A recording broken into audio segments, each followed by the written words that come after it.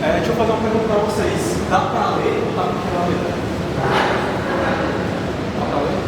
Todo mundo aí, tá? Beleza. Vocês já receberam o material? Eu mandei 2 materiais para o Vini, não sei se vocês já distribuíram. Vou mandar para todo mundo do WhatsApp, né? E outra pergunta, alguém de vocês teve aula hoje de manhã já? Ninguém, né? Porque assim, eu estava olhando o horário, tá programado para dar essa semana o conteúdo modos normais. E aí eu vou trazer ele para cá, eu trouxe questões dele, mas antes de começar a questão eu vou dar uma pincelada na teoria. E aí eu acho que vai cair na prova, eu estou chutando que vão dar essa semana e vai cair. Mas se não derem eu também vou dar os conteúdos prévios. Aí eu preparei um resumozinho teórico para vocês. E eu vou passar por ele aqui, só que rápido. Eu vou comentar a parte teórica rápida para resolver a questão.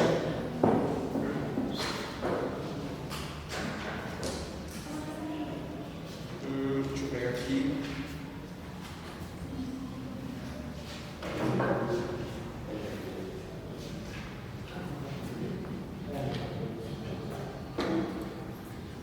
Beleza, então vamos lá. No material de questões, eu peguei a maioria das questões da prova do ano passado, a P3 do ano passado, que foi o que vai cair para vocês na P2, e é o que eu aconselho vocês a estudarem. Para não ficar só o conteúdo da prova do ano passado, eu peguei umas questões de anos anteriores, só que elas eram mais chatas de conta, às vezes mais difícil. Mas eu aconselho vocês pegarem as do ano passado mesmo, as questões do ano passado. Inclusive tem uma questão lá que não trouxe para cá, que é uma onda não senoidal. E aí, se ninguém nunca viu como é a equação de onda não senoidal, eu aconselho pegar e tentar fazer essa questão. Pode cair.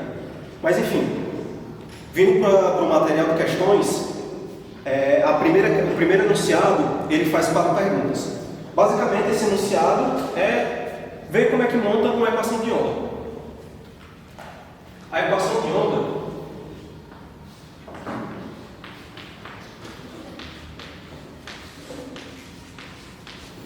eu acho que vocês viram em conteúdos anteriores, ela pode ser escrita dessa forma assim, uma equação de onda senoidal, no caso.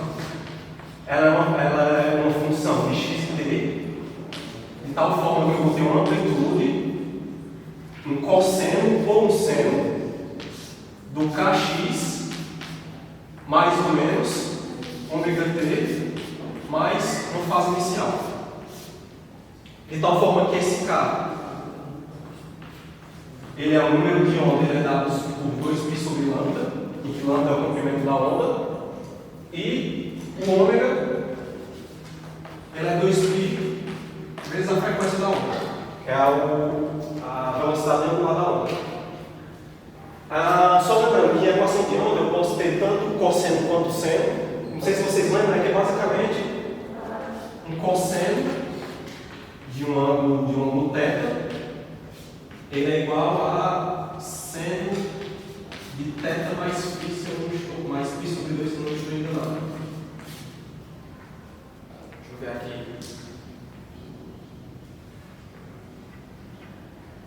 É isso mesmo. Então, ou seja, toda equação de onda, quando vocês verem uma questão, tanto faz, eu escrevo em forma de seno ou de cosseno. O que vai importar é o que está dentro, é a fase, porque a diferença de um seno para um cosseno é só a fase. Então, tanto faz eu escrever na forma de seno e cosseno. E mais uma coisa bem peculiar da equação de onda é que ela traz outra informação, ela traz uma informação na forma que ela é escrita. Se ela for escrita como mais, isso quer dizer que ela está andando para a direita do gráfico. Se eu tiver um gráfico do y em função do tempo, perdão, você colocou mais para a esquerda. Para a esquerda. Se eu tiver um mais, ela está indo para a esquerda.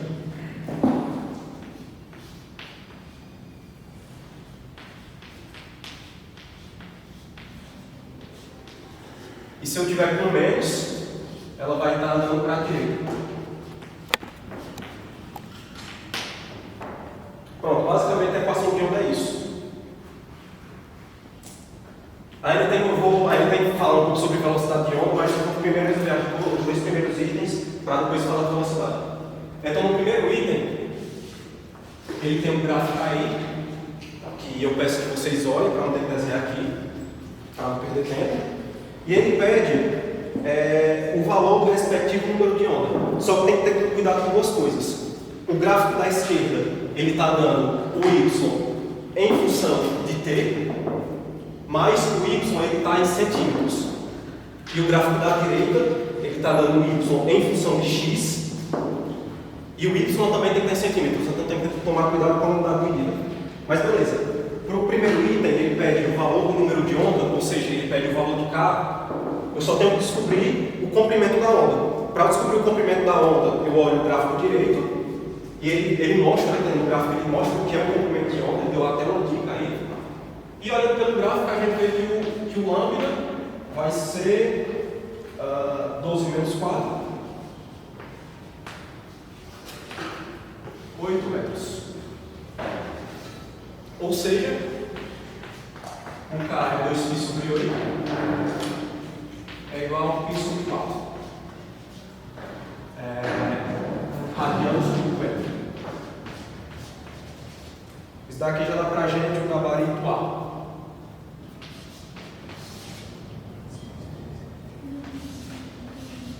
O segundo enunciado, ele pede a frequência angular, então basta descobrir F. F eu descobri pelo lado esquerdo que tem um período, e o período é o inverso da frequência. Então, o período no gráfico esquerdo ele é 0,6 menos 0,2, é igual a 0,4. Ou seja, a frequência é o inverso disso, vai ser 1 sobre 0,4. Já dá para, um período já dá para descobrir o ômega, por exemplo, transformar em frequência.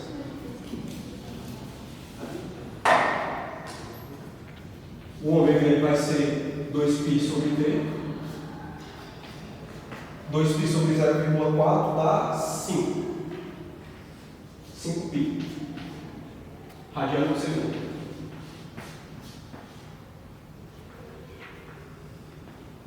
Bom, vamos lá.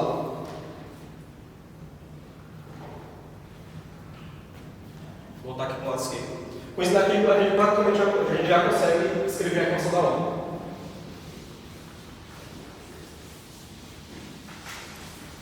Que vai ser necessário o terceiro item.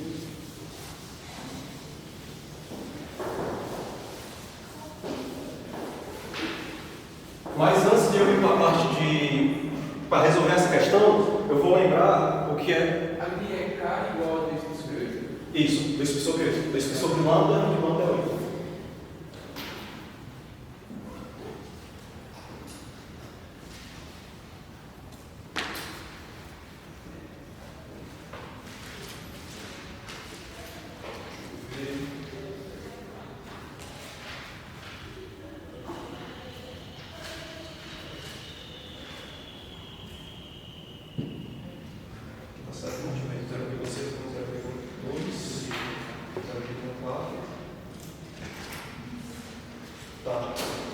Eu acho que no material eu acho que eu errei, eu coloquei o gabarito da 2 alternativa B.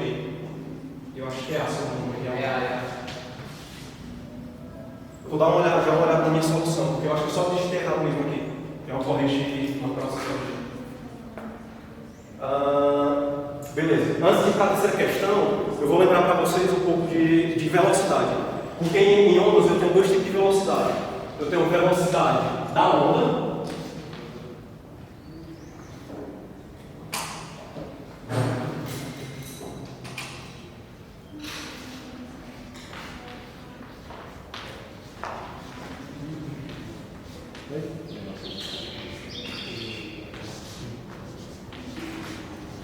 E eu vou ter a velocidade de um ponto da onda, ou seja, da partícula.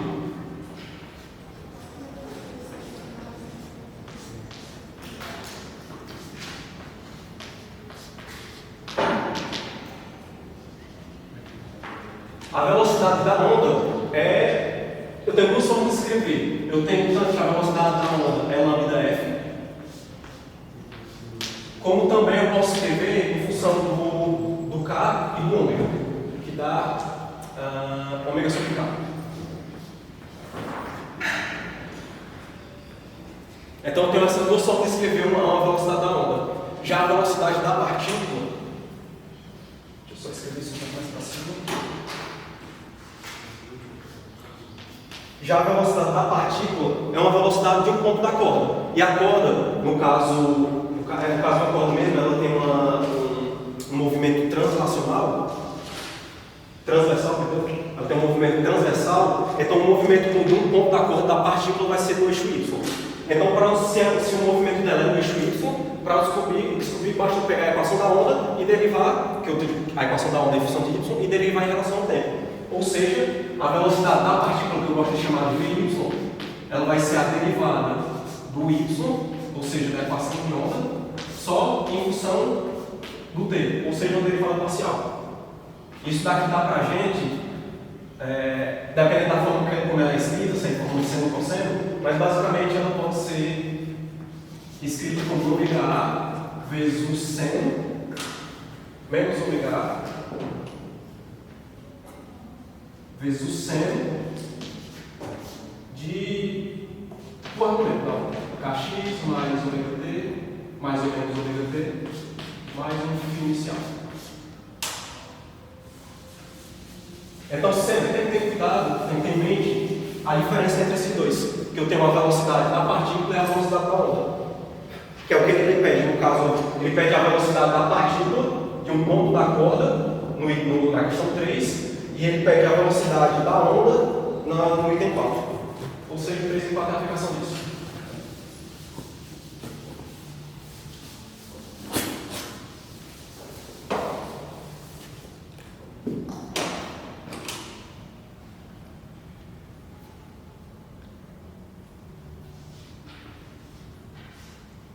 O item 3 ele pede o módulo da velocidade máxima, ou seja, ele quer o módulo disso, do máximo disso. E se eu tenho seno, para obter o máximo ou o mínimo, é só eu colocar que o seno vai para 1 ou menos 1 depois tirar o módulo. Se eu coloco que o seno vai para 1 e tiro o módulo, a velocidade da partícula ou de um ponto da onda máximo é ômega A, o módulo dela no caso.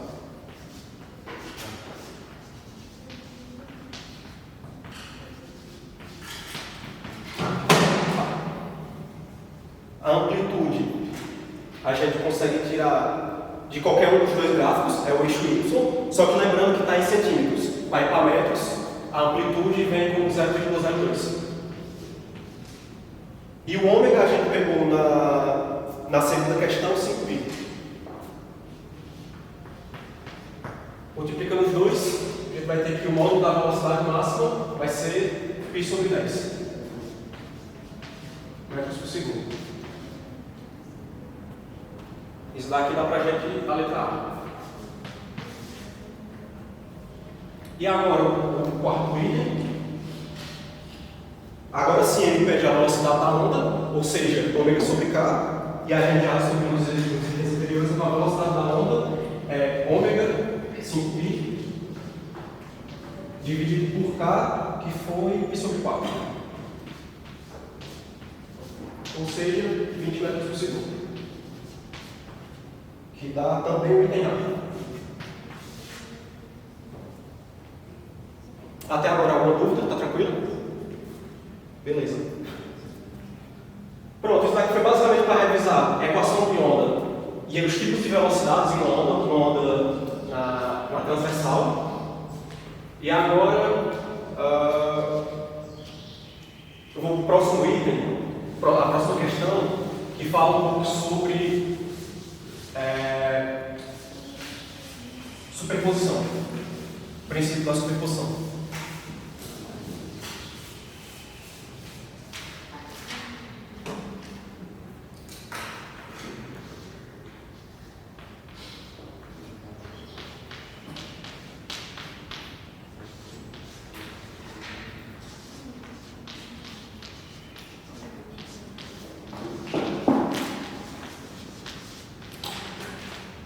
Bom, basicamente o princípio da superposição, ele fala pra gente que uma onda, em uma onda, se eu tiver como é que eu posso falar? Duas partes dela, deixa eu ver se é mais fácil.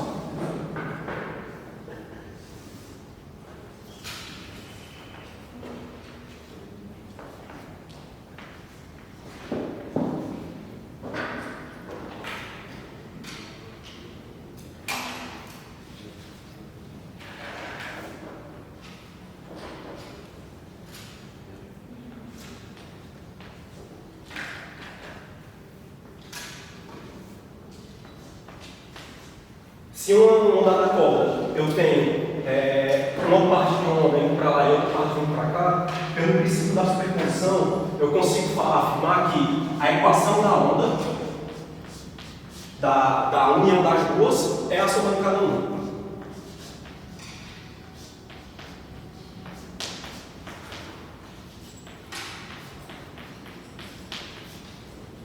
Eu consigo afirmar que eu consigo pegar as duas de forma independente, superpor, ou seja, somar as duas uma em cima da outra, e eu consigo tirar algumas conclusões disso. Uma das conclusões eu consigo, para alguns tipos de ondas que a gente vai ver já, uma coisa chamada interferência. Se eu tenho essa onda, que tem uma dada amplitude, e essa outra onda que tem a mesma amplitude, e as duas estão com a mesma frequência, eu consigo ter algumas manipulações e descobrir se, dado ponto, em dado tempo, eu vou ter uma interferência destrutiva, ou seja, o y vai ser zero, se eu botar no eixo horizontal, no eixo das abscissas, eu vou ter os pontos de máximo, enfim, dá para tirar várias conclusões dela. E uma das que a gente vai tirar é a parte do mínimo, que é o que a gente vai trabalhar daqui para frente algumas questões. Principalmente na próxima questão, que é a aceito do material. Ele pede justamente a aplicação direta do princípio da superposição. Ele dá duas ondas e ele ainda. Deixa eu escrever as ondas. Ele dá duas ondas.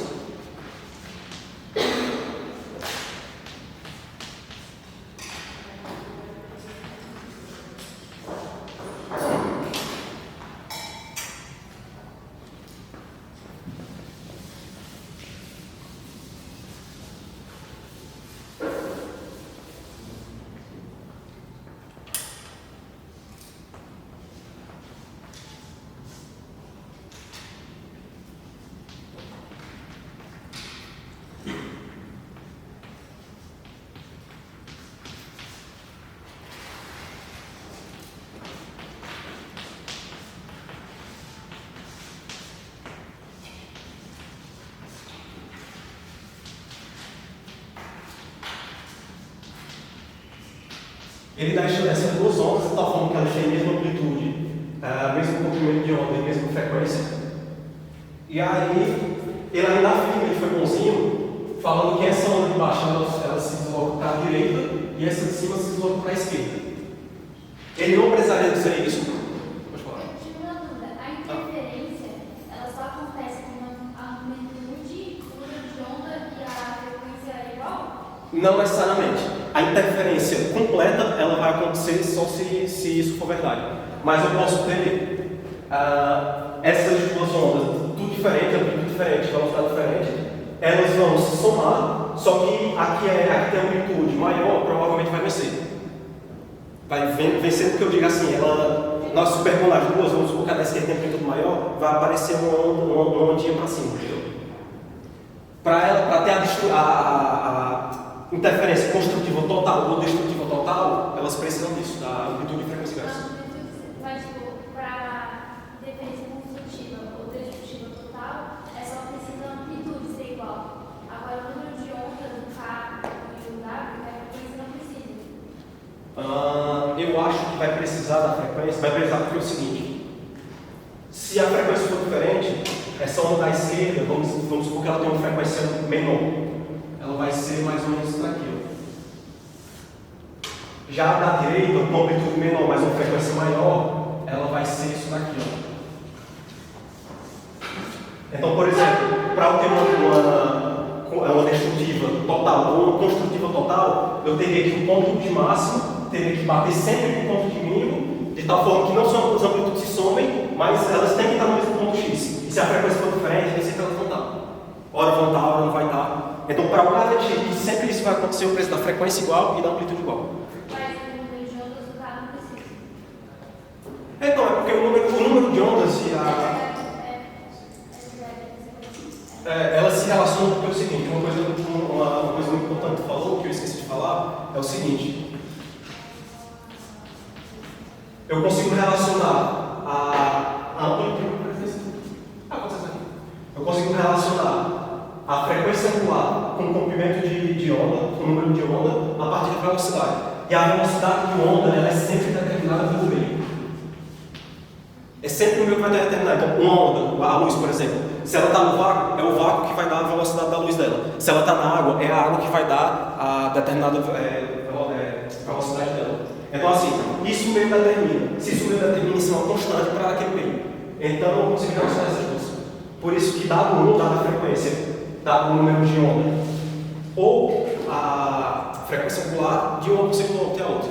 Então, determina um, determina a outra. Tranquilo? Mais alguma dúvida? Tá.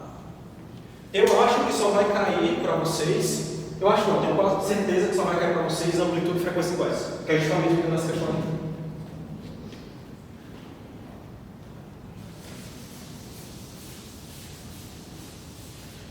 Então vamos lá.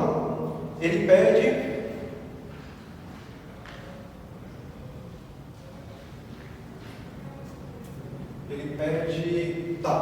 Ele pede para a gente escrever a equação da onda resultante. Ou seja, a gente usa o princípio da superposição. A gente vai somar as duas ondas. Somando as duas ondas e colocando 0,06 em evidência, eu vou ter o seguinte. Deixa eu só ver se aquele do lado ali pega na câmera, tranquilo. Pega, beleza. Eu vou ter 0,06 colocando em evidência, vezes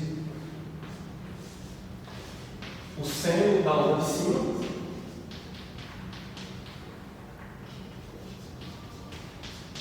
mais o seno da onda de baixo.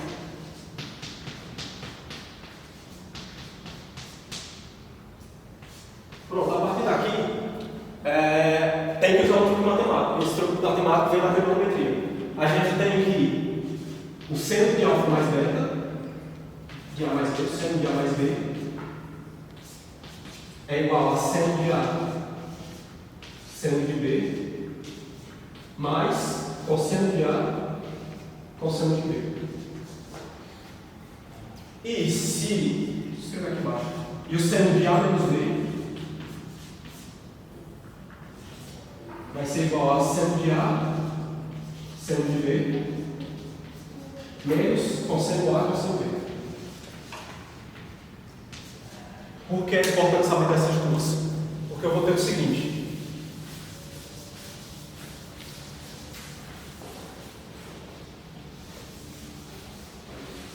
Se eu somar as duas equações, essa por essa, eu vou ter que o seno de A mais o seno de B, o seno de A mais B, mais o seno de A menos B,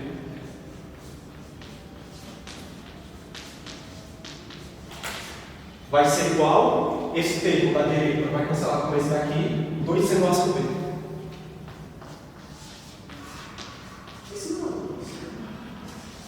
Oi? Não é seno A, seno B, seno B, seno A?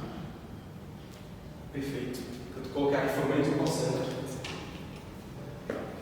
Muito obrigado.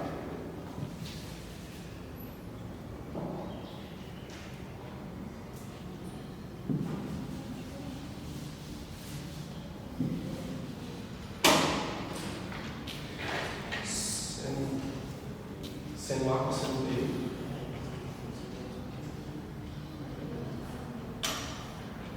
Mais seno B com seno A.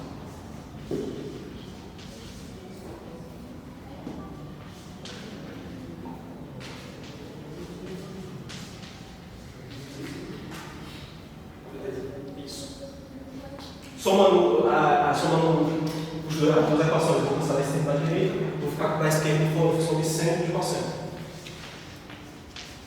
Que é justamente o que eu tenho aqui dentro. Eu tenho seno de A mais seno de B, mais seno de A, perdão, seno de A mais B, mais seno de A menos B.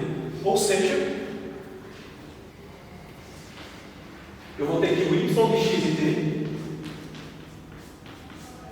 vai ser 0,06 duas vezes, tá? Vezes 2 vezes o seno de A, o seno A está sendo 4πx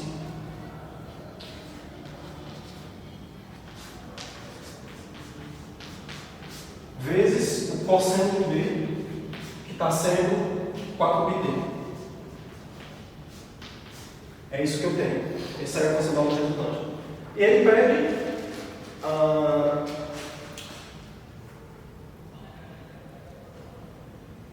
a superposição das ondas estacionárias, da onda de onda estacionária, que é essa equação aqui. Seja xv a posição do primeiro ventre da corda, tal que o xv é maior que zero, então o T é igual a 0,5 tem um detalhe que eu não falei, o que é ventre em nó de uma corda. Eu vou falar aqui na direita e vou prestar para as próximas questões também.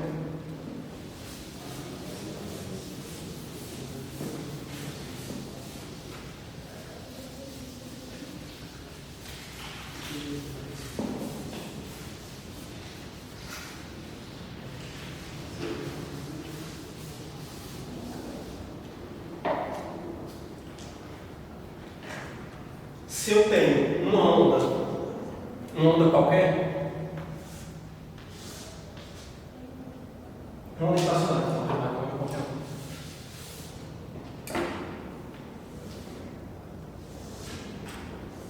Isso daqui a gente vai usar também mais para frente.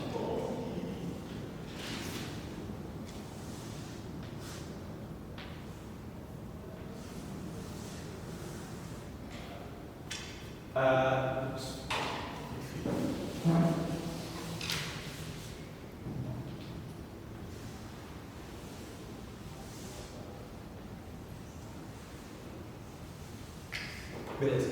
Se eu tenho uma onda estacionária, eu vou ter alguns pontos que o y sempre vai ser zero. Esses pontos a gente vai chamar de nó, são os nós. E os pontos em que o y é máximo, ou seja, vem aqui, ó.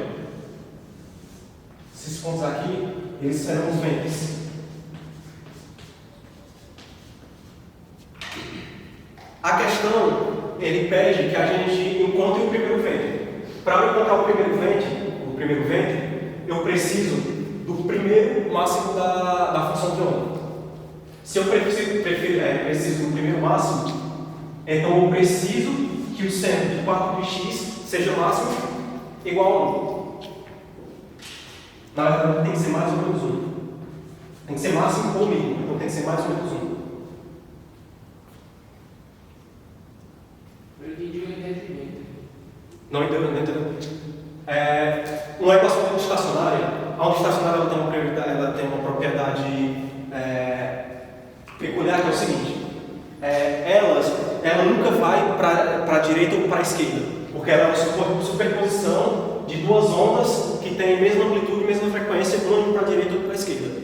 Então os pontos dela só oscilam para cima e para baixo, e ela nunca está andando para a direita ou para a esquerda. No gráfico XY, ela vai estar sempre parada. Aí o seguinte: alguns desses pontos vão ser sempre zero, nunca vai para cima e para baixo, vão ficar sempre estáticos aqui, e alguns outros pontos vai atingir o máximo e o mínimo que eles podem atingir em relação a Y. Os zeros, que vão ser sempre zeros, independente do tempo, a gente vai chamar eles de nós. E os pontos que eles vão ficar oscilando entre os máximos e os mínimos, chama de ventre. Ou seja, nessa onda que eu desenhei, que tem uma onda vindo para a direita e uma vindo para a esquerda, eu vou ter os pontos que são sempre zeros, nós, e entre dois nós, eu vou ter sempre um ventre. O ventre é mais ou menos isso, quer dizer que o ponto da onda ele oscila para o y máximo e o y mínimo. Se ele oscila para o y máximo e o y mínimo, aqui para cima ou aqui para baixo, para eu encontrar esses pontos, o termo que depende de x, que vai para o x máximo ou mínimo, independente do tempo, é o seno de 4πx. Então eu quero que ele vá para o máximo, ou seja, eu quero que o seno vá para 1, ou eu quero que ele vá para o mínimo, ou seja, que o seno vá para menos 1. Mas por que eu não entendi por que o seno é igual? Não entendeu o quê? Porque o seno é igual. O seno? Porque o x varia para o máximo e para o mínimo, para ele o y, se ele varia para o máximo e para o mínimo,